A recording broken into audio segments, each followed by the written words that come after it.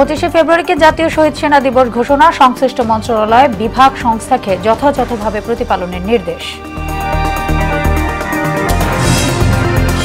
গণ অভ্যুত্থানে আহতদের নো ট্রিটমেন্ট নো রিলিজ নির্দেশ দিয়েছিলেন হাসিনা। গণহত্যা মামলায় 3 পুলিশ সদস্যকে জিজ্ঞাসাবাদের অনুমতি।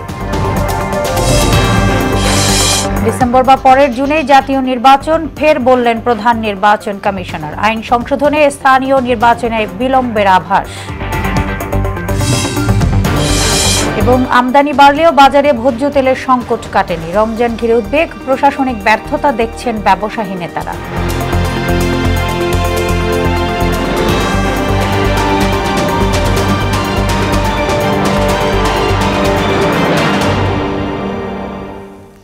আসসালামু আলাইকুম, সবাইকে মোহনা সংবাদে স্বাগত। শুনছিলেন শিরোনাম, আর পুরোটা সংবাদ জুড়ে আছি আমি সোনিয়া ইসলাম। এবারে বিস্তারিত। 25শে ফেব্রুয়ারিকে জাতীয় শহীদ সেনা দিবস ঘোষণা করেছে সরকার। মন্ত্রিপরিষদ বিভাগ থেকে জারি করা এক পরিপত্রে এ কথা জানানো হয়। উপসচিব তানিয়া আফরোজ স্বাক্ষরিত পরিপত্রে বলা হয়, সরকার প্রতি বছর 25শে ফেব্রুয়ারি জাতীয় শহীদ সেনা দিবস হিসেবে ঘোষণা করেছে। এ সিদ্ধান্ত যথাযথভাবে প্রতিপালনের জন্য সংশ্লিষ্ট সব মন্ত্রণালয়, বিভাগ ও সংস্থাকে নির্দেশক্রমে অনুরোধ করা হয় পরিপত্রে। আরও জানাচ্ছেন সুরাইয়া মুন্নি।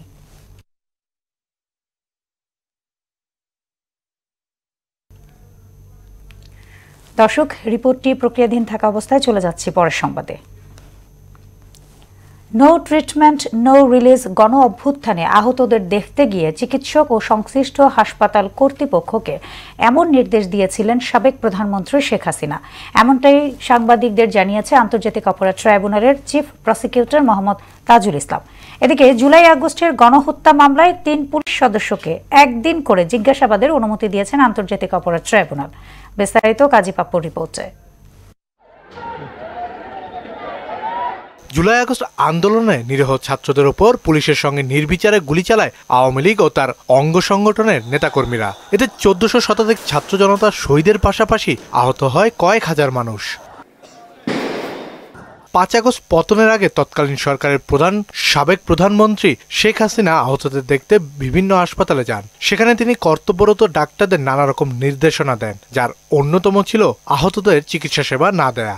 এমনটাই জানিয়েছেন চিফ প্রসিকিউটর তাজুল ইসলাম। শেখ হাসিনা প্রথম দিকেই পালিয়ে যাওয়ার আগে একবার হসপিটাল ভিজিটে গিয়েছিলেন এবং সেখানে গিয়ে বলেছেন নো ট্রিটমেন্ট নো রিলিজ, অর্থাৎ কোনো চিকিৎসা দেবেন না এবং কাউকে এখান থেকে রিলিজ করবেন না, যাতে বাইরে যেতে না পারে। এই নির্দেশাবলীর কথা সেখানকার রোগীরা জানিয়েছেন, ডাক্তাররাও জানিয়েছেন। এদিকে রামপুরা এলাকার নির্মাণাধীন ভবনের কার্নিশে ঝুলে থাকা একজনের গুলির ঘটনায় অভিযুক্ত এসআই চঞ্চল কুমার সরকারকে 27 ফেব্রুয়ারি জিজ্ঞাসাবাদের অনুমতি দেওয়া হয়েছে। আমির হোসেন নিরাপত্তা বাহিনীর জন্য কোনো থ্রেট ছিল না, শুধুমাত্র অপরাধ করার উদ্দেশ্যে মানুষকে হত্যা করার একটা জিঘাংসার কারণে তাকে পরপর এভাবে গুলি করা হয়েছে। সেই মামলায় গ্রেপ্তারকৃত যে চঞ্চল চন্দ্র সরকার নামে একজন পুলিশের এসআই, তাকে আমরা জিজ্ঞাসাবাদের জন্য একদিনের জন্য অনুমতি চেয়েছি। আদালত সেটা মঞ্জুর করেছেন এবং তাকে আমরা একদিনের জন্য আন্তর্জাতিক অপরাধ ট্রাইব্যুনালের তদন্ত সংস্থা তাকে জিজ্ঞাসাবাদ করবে। এছাড়া সাবেক পুলিশ কর্মকর্তা আরশাদ হোসেন ও কনস্টেবল ইমাজ হোসেনকেও একদিনের জিজ্ঞাসাবাদের অনুমতি দিয়ে কারাগারে পাঠানোর নির্দেশ দেওয়া হয়। এই মামলার তদন্ত প্রতিবেদন দাখিলের জন্য 22 এপ্রিল দিন ধার্য করেছেন ট্রাইব্যুনাল। আদালত 2 মাসের সময় মঞ্জুর করে 22শে এপ্রিল পর্যন্ত সময় বর্ধিত করেছেন তদন্ত দেওয়ার জন্য। কাজী পাপ্পু, মোহনা সংবাদ, ঢাকা। মানবতা বিরোধী অপরাধ মামলায় জামায়াত নেতা এটিএম আজহারুল ইসলামের মৃত্যুদণ্ডের রায়ের বিরুদ্ধে রিভিউ আবেদনের শুনানি মঙ্গলবার ধার্য করেছেন আপিল বিভাগ। বিচারপতি আশফাকুল ইসলামের নেতৃত্বাধীন আপিল বিভাগ এদিন ধার্য করেন। 2019 সালে 23শে অক্টোবর আজহারুল ইসলামের মৃত্যুদণ্ডের রায় বহাল রাখেন আপিল বিভাগ। পরে রায়ের বিরুদ্ধে রিভিউ আবেদন করেন আইনজীবীরা। এদিকে চ্যারিটেবল ট্রাস্ট দুর্নীতি মামলায় বিএনপি চেয়ারপারসন বেগম খালেদা জিয়ার খালাসের রায়ের বিরুদ্ধে রাষ্ট্রপক্ষ ও দুদকের আবেদনের শুনানির তারিখ 2রা মার্চ ধার্য করা হয়েছে। জ্যেষ্ঠ বিচারপতি আশফাকুল ইসলামের নেতৃত্বে 3 বিচারপতির আপিল বেঞ্চ এদিন ধার্য করেন। ডিসেম্বর বা পরের বছরে জুনে জাতীয় নির্বাচন হতে পারে বলে জানিয়েছেন প্রধান নির্বাচন কমিশনার এএমএম নাসির উদ্দিন। তবে নির্বাচন কমিশনার আনোয়ারুল ইসলাম সরকার বলছেন, ডিসেম্বর ধরেই ভোটের প্রস্তুতি নিচ্ছে নির্বাচন কমিশন। আইন সংশোধনের জন্য স্থানীয় নির্বাচন বিলম্বিত হতে পারে বলেও আভাস দেন তিনি। পৃথক অনুষ্ঠানে এসব তথ্য জানান তারা। মনিউল ইসলামের প্রতিবেদন।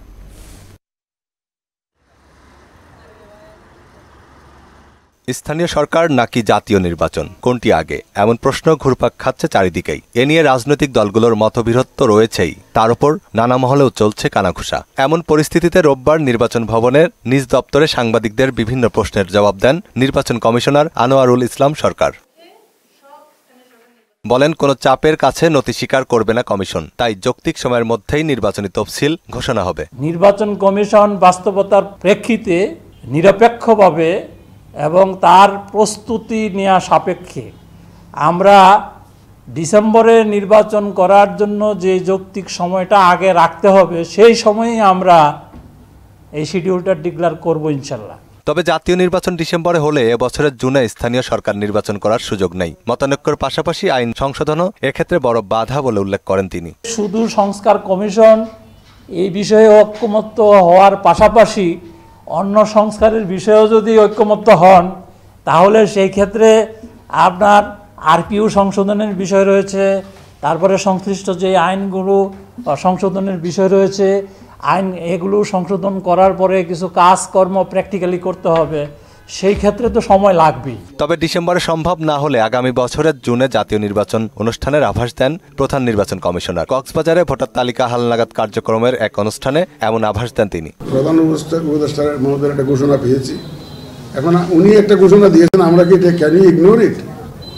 উনি তো বলেন না যে জাতীয় নির্বাচন স্থানীয় নির্বাচন হবে, তো তোমরা বলেন নাই জাতীয় নির্বাচন হওয়া ডিসেম্বর না যাবে। আমরা সেইভাবে প্রস্তুতি নিচ্ছিলাম, আমাদের প্রস্তুতি নিয়েই। আর যেই বিতর্কটা চলছে এই বিতর্কের মধ্যে আমরা কোনো পার্টি হতে চাই না। একটি অবাধ ও সুষ্ঠু নির্বাচন আয়োজন করতে চলতি বছরের জুনেই নির্ভুল ভোটার তালিকা তৈরির কথাও জানান নাসির উদ্দিন। প্রায় 51 লক্ষের অধিক ভোটার তো আমরা পেয়েছি। তো এই কাজটা আমাদের সম্পন্ন করতে আমরা প্ল্যান করেছি, আগামী জুন মাস নাগাদ আমরা এই শেষ ভোটার তালিকাটা হালনাগাদ করতে পারবো। মনিরুল ইসলাম, মোহনা সংবাদ, ঢাকা। বৈষম্য বিরোধী আন্দোলনের মাধ্যমে যে নতুন অধ্যায় সৃষ্টি হয়েছে সেই চেতনাকে ধারণ করে পুলিশ বাহিনীর গৌরবকে আরও সমুন্নত রাখার পরামর্শ দিয়েছেন স্বরাষ্ট্র উপদেষ্টা জাহাঙ্গীর আলম চৌধুরী। রাজশাহীতে সহকারী পুলিশ সুপারের প্রশিক্ষণ সমাপনী কুচকাওয়াজ অনুষ্ঠানে কথা বলেন তিনি।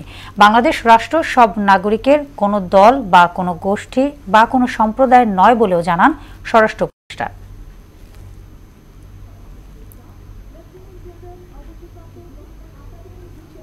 কোনো কায়েমি স্বার্থ যেন আপনাকে তাদের জলদাসে রূপান্তরিত করতে না পারে, সেই জন্য সর্বদা সতর্ক থাকতে হবে। দল, মত, ধর্ম, বর্ণ, লিঙ্গভেদে এদেশে সাধারণ মানুষকে ভিন্নভাবে না দেখে আইনের দৃষ্টিতে সকলকেই সমান এই সত্যটি সর্বদা ধারণ করবেন, লালন করবেন এবং চর্চা করবেন।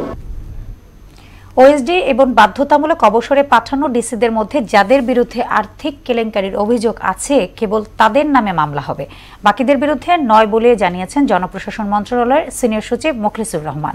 সকালে সচিবালয়ে তিনি বলেন, সরকার কারো বিরুদ্ধে অবিচার কিংবা পক্ষপাতমূলক আচরণ করেনি। রাষ্ট্রের স্বার্থে যে সিদ্ধান্ত নেওয়া দরকার তাই করা হচ্ছে। বিভিন্ন মন্ত্রণালয়ে এখন অতিরিক্ত সচিবের দায়িত্বে রয়েছেন এমন আরও 9 জন বঞ্চিত কর্মকর্তাকে শিগগিরই সচিব করা হচ্ছে বলেও জানান সিনিয়র সচিব। যাদের নামে অপপ্রচার অথবা কোনো অপরাধের সাথে জড়িত না অথবা এই ধরনের কিছুই করে নাই, সাময়িক ওয়েস্ট হয়েছে, তারা খুবই সাধারণ জীবনযাপন করে, এটা কোনো সমস্যা না। এখানে সরকার বায়াস না, সরকার অত্যন্ত সচেতনভাবে কাজটা করবে যাতে একজনও নিরীহ কর্মকর্তা কোনো সাজা অথবা অপরাধ অথবা অসম্মান না হন। তেলের আমদানি 34% বাড়ার পরেও বাজারে সংকট কাটেনি। এমনকি 10 দিন আগে বাণিজ্য উপদেষ্টা সরবরাহ স্বাভাবিক করার আশ্বাস দিলেও বাজার চিত্র একেবারেই ভিন্ন। তেলের জন্য ক্রেতাদের ঘুরতে হচ্ছে এক দোকান থেকে অন্য দোকানে। ফলে রমজানের তেলের প্রাপ্যতা নিয়ে উদ্বেগ বাড়ছে। এ পরিস্থিতির জন্য প্রশাসনিক ব্যর্থতাকে দুষছেন ব্যবসায়ী নেতারা। আর সংকট সমাধানে মাঠ পর্যায়ে বাস্তবসম্মত তদারকি চাইলেন খুচরা বিক্রেতারা। বাজার ঘুরে আরো জানাচ্ছেন উষা ফেরদৌস। তেল একটা সমস্যা বিরাজ করছে। আমি আশা করি 7 থেকে 10 দিনের মধ্যে তেলের বাজার স্থিতিশীল থেকে নিম্নমুখী হয়ে যাবে। 7 থেকে 10 দিনের মধ্যে ভোজ্য তেলের বাজার স্থিতিশীল করার আশ্বাস দিয়েছিলেন বাণিজ্য উপদেষ্টা। সেই সময় পার হয়ে গেছে, কিন্তু বাজারে ভোজ্য তেলের প্রাপ্যতা চিত্র আগের মতোই। সয়াবিন তেল আগের মতো এখন সেরকম পাওয়া যায় না। আগে যেরকম অ্যাভেলেবেল পাওয়া যেত, এখন তো মনে করেন হাফ লিটার তেলই পাওয়া যায় না। হাফ কেজি তেলের বোতল কোনো দোকানেই পাওয়া যায় না। এই যে আমরা কয়েকটা দোকান ঘুরে এই দোকানটায় পাওয়া যায়। 5 লিটার তেলের বোতল নিলে ডাল নিতে হবে, সরিষার তেল নিতে হবে, না হলে 10 কেজি তেল নিতে হবে। সরকারি সংস্থা টিসিবির তথ্য অনুসারে গত এক মাসে খুচরা পর্যায়ে খোলা সয়াবিনের দাম লিটারে 20 টাকা বেড়েছে, আর সপ্তাহ ব্যবধানে বেড়েছে 5 টাকা। এতে করে 1 লিটার খোলা সয়াবিন তেল বিক্রি হচ্ছে 195 থেকে 200 টাকায়, অথচ বাজারে বোতলজাত সয়াবিনের লিটার 175 টাকা। কোম্পানি বোতলজাত দিচ্ছে না, এখন এই খোলাটাই চলতেছে। মার্কেটেই তো সিন্ডিকেট, আপনার দোকানে ইনটেক তেল কাইটা খোলা বিক্রি করতেছে। বাংলাদেশ ব্যাংকের প্রতিবেদন অনুযায়ী গত অক্টোবর থেকে জানুয়ারি পর্যন্ত সময়ে আগের বছরের তুলনায় সয়াবিন তেলের আমদানি 34% বেড়ে 5,98,252 মেট্রিক টনে দাঁড়িয়েছে, কিন্তু তার কোনো ইতিবাচক প্রভাব নেই বাজারে। কাস্টমার চাহিদা অনুযায়ী দিতে পারতেছে না, আমাদের চাহিদা অনুযায়ী কোম্পানি দিতে পারছে না। মুখ দিয়ে বলাটা অনেক সহজ যে বাজার স্বাভাবিক হয়ে যাবে। বাজার স্বাভাবিক হওয়ার জন্য যেটা করতে হবে এটা সরাসরি কোম্পানিকে যাই দেব। ব্যবসায়ী নেতারা বলেন, বাজার ব্যবস্থাপনায় গলত চিহ্নিত, এক্ষেত্রে প্রশাসন থেকেই কঠোর ব্যবস্থা নিতে হবে। ইম্পোর্ট হোক আর প্রোডাকশন হোক, এই যে প্রাইসটা ফিক্স আপ হবে, এই প্রাইসটা এনশিওর করতে হবে কনজিউমার পর্যন্ত পৌঁছার জন্য। এই কাজটা সরকারকে স্ট্রিক্টলি অবজার্ভ করতে হবে। এই জায়গায় যদি সরকার কম্প্রোমাইজ করে তাহলেই সিন্ডিকেট সৃষ্টি হয়, সেইখানেই সরকারের সহযোগিতায় একদল অ্যাডভান্টেজ দেয়। একটা ব্যবসায়ী যদি আজকে বলে তার দোকানে পিছনে সয়াবিন তেল আছে, বলবে যে আমার কাছে নাই, ব্যবসায়ী একজন কনজিউমার কি সেটা ডিটেক্ট করতে পারবে না। পর্যাপ্ত পরিমাণে ভোজ্য তেল আমদানি করা হলেও বাজারে কেন প্রভাব নেই, এই প্রশ্ন রাখেন ভোক্তারা। উষা ফেরদৌস, মোহনা সংবাদ, ঢাকা। দর্শক, ফিরছি সূরা মুনের রিপোর্টটিতে। 2009 সালে 25 ফেব্রুয়ারি সকাল 9টা রাজধানীর পিলখানায় তৎকালীন বাংলাদেশ রাইফেলস বিডিআরের দরবার হলে সংস্থার মহাপরিচালক মেজর জেনারেল শাকিল আহমেদ বক্তব্য শুরু করেন। বক্তব্যের এক পর্যায়ে আচমকা বিডিআরের কিছু সদস্য হামলা চালায় দরবার হলে। এতে 57 জন সেনা কর্মকর্তা সহ নিহত হন। শাকিল আহমেদ বক্তব্য শুরু করেন। বক্তব্যের এক পর্যায়ে আচমকা বিডিআরের কিছু সদস্য হামলা চালায় দরবার হলে। এতে 57 জন সেনা কর্মকর্তা সহ নিহত হন 74 জন। সন্ধান মেলে একাধিক গণকবরের। সেখানে পাওয়া যায় বিডিআরের মহাপরিচালক মেজর জেনারেল শাকিল আহমেদ ও তার স্ত্রী সহ সেনা কর্মকর্তাদের মরদেহ। উদ্ধার করা হয় ছড়িয়ে ছিটিয়ে থাকা গ্রেনেড সহ বিপুল পরিমাণে অস্ত্র। নারকীয় এক হত্যাযজ্ঞের ঘটনায় করা মামলায় বিডিআরের সাবেক ডিএডি তৌহিদ সহ 152 জনকে মৃত্যুদণ্ড দেওয়া হয়। এছাড়া 160 জনকে যাবজ্জীবন কারাদণ্ড এবং 256 জনকে বিভিন্ন মেয়াদের সাজা দেওয়া হয়। অভিযোগ প্রমাণিত না হয় 277 জনকে খালাস দেওয়া হয়। গেল বছরের 5 আগস্ট শেখ হাসিনার পতনের পর বিডিআর হত্যাকাণ্ডের সুষ্ঠু তদন্ত ও ন্যায় বিচার দাবিতে আন্দোলনে নামেন হতাহতের পরিবারের সদস্যরা। এছাড়া গত 29 জানুয়ারি মহাখালী রাওয়া ক্লাবে এক সংবাদ সম্মেলনে 25 ফেব্রুয়ারিকে জাতীয় শহীদ সেনা দিবস ঘোষণার দাবি জানান শহীদ পরিবারের সদস্য ও বেঁচে থাকা সেনা কর্মকর্তারা। তাদের দাবিকে সম্মান জানিয়ে রোববার 25 ফেব্রুয়ারিকে জাতীয় শহীদ সেনা দিবস ঘোষণা করে মন্ত্রিপরিষদ বিভাগ। উপসচিব তানিয়া আফরোজ স্বাক্ষরিত পরিপত্রে বলা হয়, সরকার প্রতি বছর 25 ফেব্রুয়ারি জাতীয় শহীদ সেনা দিবস হিসেবে ঘোষণা করেছে। সরকারি ছুটি ব্যতীত এ তারিখকে জাতীয় শহীদ সেনা দিবস হিসেবে পালনের জন্য জাতীয় আন্তর্জাতিক দিবস পালন সংক্রান্ত মন্ত্রিপরিষদ বিভাগের গ শ্রেণীভুক্ত দিবস হিসেবে অন্তর্ভুক্তকরণের সিদ্ধান্ত নিয়েছে। সুরাইয়া মুন্নি, মোহনা সংবাদ, ঢাকা। পোশাক শিল্পের পর কৃষিজাত পণ্যের রপ্তানি থেকে বিপুল বৈদেশিক মুদ্রা আয় সম্ভব বলে জানিয়েছেন বাংলাদেশ এগ্রো প্রসেসর অ্যাসোসিয়েশন বাপার নেতারা। সরকারের সহযোগিতা পেলে 2027 সালের মধ্যে এই খাত থেকে $2 বিলিয়ন রপ্তানি আয় সম্ভাবনার কথা জানিয়েছেন বাপার সভাপতি ও সজীব গ্রুপের চেয়ারম্যান MA হাশেম। 10ম বাপা ফুড প্রো নিয়ে সকালের রাজধানীর ERF কার্যালয়ে আয়োজিত ব্রিফিংয়ে এসব কথা বলেন তিনি। এসএস সেলিমের প্রতিবেদন। কৃষি ও প্রক্রিয়াজাত খাদ্যপণ্য অথবা কৃষিজাত পণ্য দেশের শীর্ষ 5 রপ্তানি খাতের একটি। করোনার পর 2020-21 অর্থবছরে প্রথমবার এই খাতের রপ্তানি 1 কোটি বিলিয়ন বা $100 কোটি ছাড়িয়ে যায়। পরের বছর সেটি বেড়ে $116 কোটি উন্নীত হয়। যদিও এই বিদায়ী অর্থবছরের রপ্তানি 27% কমে $84 কোটি নেমেছে। এমত অবস্থায় এই খাতের রপ্তানি আয় বাড়ানোর পাশাপাশি অভ্যন্তরীণ নিরাপদ খাদ্য নিশ্চিতে নিরলসভাবে কাজ করে যাচ্ছে বাংলাদেশ এগ্রো প্রসেসর্স অ্যাসোসিয়েশন বাপা। এই খাতে দেশি বিদেশি কোম্পানি ও ক্রেতা সচেতনতায় আগামী 25 ফেব্রুয়ারি থেকে রাজধানীর বসুন্ধরা কনভেনশন সেন্টারে 10ম বাপা ফুড প্রো ইন্টারন্যাশনাল আয়োজনের ঘোষণা দেন সংগঠনটির নেতারা। দুবাই, ইউরোপ, বিভিন্ন কান্ট্রিতে আমরা যাই ফেয়ার অ্যাটেন্ড করি, কিন্তু আমার দেশে যদি একটা সেরকম একটা উন্নত মানের ফেয়ার আমরা করি, তাহলে বিদেশিরা এখানে এসে আমাদের দেশে এসে তারা আমাদেরকে অর্ডার দিয়ে যাবে, আমাদের থেকে মাল পারচেজ করবে। কৃষিজাত পণ্যের যে সম্ভার বাংলাদেশে রয়েছে, এই সম্ভার নিয়ে আমরা পৃথিবীতে আরো ভালোভাবে এগিয়ে যেতে সচেষ্ট হব। এই জন্য প্রয়োজন কৃষিতে মনোযোগ, এই জন্য প্রয়োজন কৃষির উৎপাদন বৃদ্ধি, এই জন্য প্রয়োজন সরকারের থেকে সবচেয়ে ভালো ফোকাস থাকা উচিত কৃষির উপরে। ব্রিফিংয়ে এই খাতের বিপুল সম্ভাবনা ও চ্যালেঞ্জ নিয়ে কথা বলেন বাপা নেতারা। গার্মেন্টসে সিএম পদ্ধতি অ্যালাউড আছে, অন্যান্য সেক্টরে অ্যালাউড আছে, কিন্তু এটা ফুড সেক্টরে এখনো গভর্নমেন্ট অ্যালাউ করে নাই। আমরা দরবাদরি করতেছি এটা নিয়ে। আপনারা যদি আপনাদের লেখনীতেও আনেন, আমরা আশা করতেছি যদি গভর্নমেন্ট আমাদেরকে সিএমটা অ্যালাউ করে, আমাদের ফুড এক্সপোর্ট জাম্প করে বাড়বে। আমরা কৃষিকে প্রক্রিয়াজাতকরণের মাধ্যমে কেবলমাত্র বাংলাদেশে নয়, পৃথিবীর প্রত্যন্ত অঞ্চলে আমরা কৃষিকে পৌঁছে দিতে সচেষ্ট হই এবং তারই আয়োজন বাপা ফুড প্রোর আয়োজন করা হয়েছে। বাংলাদেশে খাদ্য প্রক্রিয়াজাতকরণ খাতের বিকাশ নিশ্চিতের পাশাপাশি আন্তর্জাতিক মানের খাদ্যদ্রব্য উৎপাদন ও রপ্তানি আয় বাড়ানোর চেষ্টা চলছে বলে জানান তারা। বেসিক ইনগ্রেডিয়েন্টস আমাদের সবই লোকাল, সেই ইনগ্রেডিয়েন্টগুলি এগ্রিকালচার থেকে আসে, তাহলে এই টাকাটা চাষার হাত পর্যন্ত পৌঁছে। এস সেলিম, মোহনা সংবাদ, ঢাকা। এবার বইমেলার মোহনায়।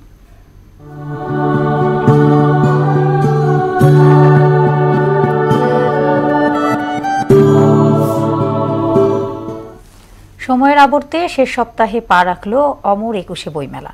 সময় না বাড়ানো হলে 5 দিন পরে সাঙ্গ হবে এবারের আয়োজন। বইমেলার 23তম দিনের চালচিত্র জানবো সহকর্মী মাহবুব হাসান রিপনের কাছে। রিপন, শেষ দিকে কেমন দেখছেন পাঠক ক্রেতা উপস্থিতি, প্রকাশনা এবং বেচাকেনা সবকিছু মিলে কি তথ্য আছে আপনার কাছে জানাবেন?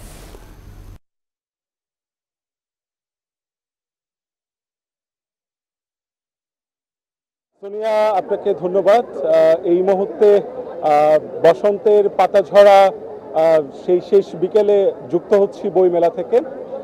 আপনি জানেন যে আমরা বইমেলার একদম শেষ সপ্তাহে এসে আসলে উপস্থিত হয়েছি এবং পাঠক সমাগম সেটি কিন্তু বাড়ছে এবং যত দিন গড়িয়েছে তত পাঠক সমাগম কিন্তু মেলায় বাড়িয়েছে। আমাদের সাথে আত্ম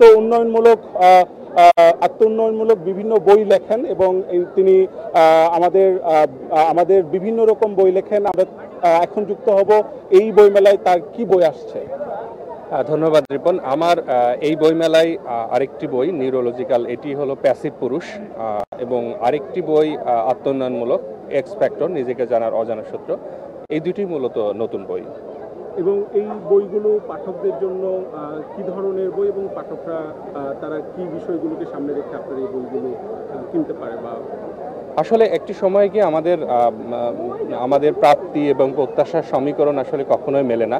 এই অসম সমীকরণ আসলে মেলাতে গিয়ে আমরা যে ধরনের সব সময় আমরা যে ধরনের ভাবনা ভাবি, সেই ভাবনাগুলো আমাদের অনেক সময় হতাশা তৈরি করে।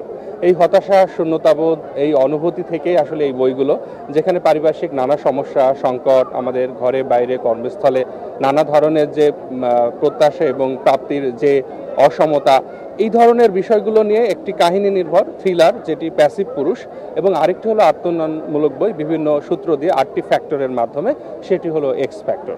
ধন্যবাদ। আমরা কথা বলছিলাম নাজমুল হুদার সঙ্গে, তিনি বাংলাদেশের আত্মোন্নয়নমূলক বইগুলো লিখে থাকেন। আমরা কথা বলতে চাই এমডি ফরিদুল আলমের সাথে, তার নতুন বই বিদীর্ণ স্মৃতি, সেটা নিয়ে তিনি বলতে চান। এটা আসলে নতুন না, গতবার আমার একটা বই বের হয়েছিল কবিতা জীবনের গল্প, আর এটা আমার দ্বিতীয় কবিতা গ্রন্থ বিদীর্ণ স্মৃতি আর কি। আমার এই কবিতাটা হচ্ছে আপনার একেবারে গ্রামীণ জীবন থেকে শুরু করে ফিলিস্তিন যুদ্ধ, তারপর আপনার রোহিঙ্গা সংকটের কিছু আছে, পার্বত্য চট্টগ্রাম নিয়ে আছে, ঢাকা ইউনিভার্সিটির যে ববগরী তোফাজ্জল হত্যাকাণ্ড সেটা নিয়ে লেখা আছে আমার। বিশেষ করে আমি যেহেতু কক্সবাজারের সন্তান, কক্সবাজারের ঐতিহ্য এবং এই বর্তমানে যে আমাদের এই কি বলে মেরিন ড্রাইভ থেকে শুরু করে অনেক কিছু এইখানে সাজানো আছে আর কি। মূলত এটা একটা জীবনমুখী বই, ঠিক আছে। আমি চেষ্টা করেছি, আলহামদুলিল্লাহ আমি পাঠকদের খুব সাড়া পাচ্ছি এই আর কি। ধন্যবাদ। আমরা কথা বলছিলাম দুইজন লেখকের সঙ্গে, দুটি বই নিয়ে আমরা কথা বললাম। দুটি লেখকের কথা নিয়ে আসলে আমরা কথা বলছিলাম। বইমেলাতে প্রচুর পরিমাণের আসলে আমরা ভিড় লক্ষ্য করছি এবং ক্রেতা সাধারণ তারা তাদের পছন্দের বই কিনতে কিন্তু স্বাচ্ছন্দ্য বোধ করছেন। পরন্ত বিকেলে এই ছিল বইমেলাতে সর্বশেষ। সোনিয়া, রিপন, আপনাকে ধন্যবাদ। 5 দফা দাবিতে রাজশাহী মেডিকেল কলেজ হাসপাতালে চলছে কমপ্লিট শাটডাউন। ইতিমধ্যে মেডিকেল কলেজের সব ক্লাস, পরীক্ষা সহ একাডেমিক কার্যক্রম বর্জনের ঘোষণা দিয়েছেন শিক্ষার্থীরা। 90তম বারের মতো হাইকোর্ট রায় পেছানোর মাধ্যমে স্বাস্থ্য খাতকে নাট্যমঞ্চের রঙ্গশালায় পরিণত করা হয়েছে এমন মন্তব্য করে এর প্রতিবাদে আন্দোলন কর্মসূচি চালিয়ে যাওয়ার ঘোষণা দিয়েছেন শিক্ষার্থীরা। এবার আন্তর্জাতিক প্রসঙ্গ। ইসরায়েলের 6 জিম্মিকে হামাস শনিবার মুক্তি দিলেও ফিলিস্তিনি কারাবন্দীদের মুক্তি দেয়নি নেতানিয়াহু সরকার। ইসরায়েলের অভিযোগ, হামাস জিম্মিদের অসম্মান করছে এবং অপপ্রচারের জন্য ব্যবহার করছে, তাই ইসরায়েলি ফিলিস্তিনি বন্দীদের মুক্তির কার্যক্রম স্থগিত রেখেছে। এদিকে হামাস বলছে চলমান যুদ্ধবিরতি চুক্তি বাতিল করার জন্য ইসরায়েল নোংরা খেলা খেলছে। অন্যদিকে রাশিয়া যুদ্ধে ইউক্রেনকে দেয়া আর্থিক সহায়তা ফেরত চেয়েছেন ডোনাল্ড ট্রাম্প। শেষ করব মোহনা সংবাদ, যাবার আগে শিরোনামগুলো আরও একবার।